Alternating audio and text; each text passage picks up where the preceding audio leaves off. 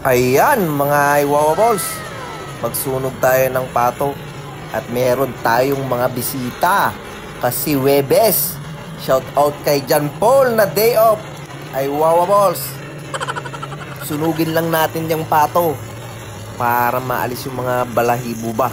Aywa, yan o, tinuyok-tuyok ko na yan mga Iwawa Balls. Yan, fast forward, sinunog ko ng maigi, pinagmantika para naman hindi na magmantika pag inadobo sa gata. Yan, adobo nga pala sa gata yan mga Iwawa Balls. Yan, tapos na. Pilipitan ko lang ng tanglad or lemongrass, mga kanayon, tsaka sibuyas bawang. Lagyan natin ng tubig, yung pressure cooker, tanglad, at tsaka sibuyas bawang. Pakuluan natin yan ng maigi-igi para maalis yung lansa at tsaka malambot. Ay Wawa Balls, pulutan na naman yan. Ay inang! Tinakpan ko na yan. Salang. Iyon. After 18 minutes. Meow. Yan. Alisin lang natin yung pressure para hindi sumabog sa mukha ni Iwawa Balls. Naku, mahirap yan. Wala tayong magagawang pulutan eh. Kaya yan. Sus, sasalang ko na yan, gigisa. Tignan nyo, pabaliktad. Pahigop yung mantika. Yun o! Sibuyas. Bawang. Tsaka yung karninas. Ay no, pabaliktad pa ya, piman ya.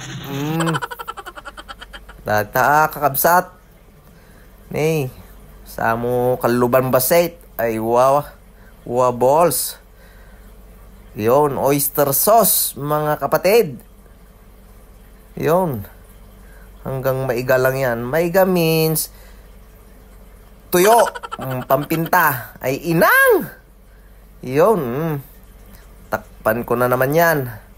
Tapos magsunog lang ako ng niyog na baog hanggang sa matusta.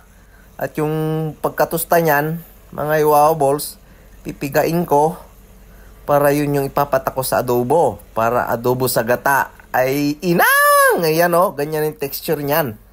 Sauce. Yan. Pipigan ko lang yan sa panyo na Iwewe Bells. Parang putim. Yan na.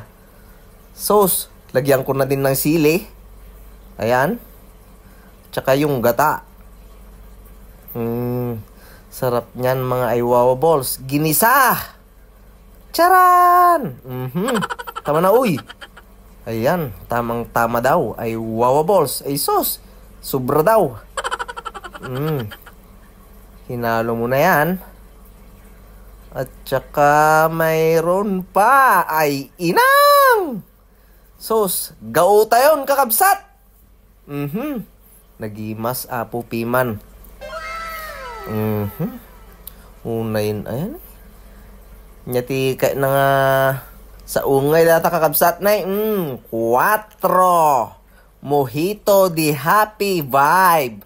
Ay Wawa Balls. Nagimas, tagayan ko kayo mga Iwawa Balls. Yun o.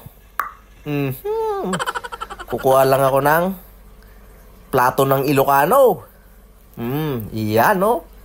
Charan! Ganyan tayo mga Iwawa Balls.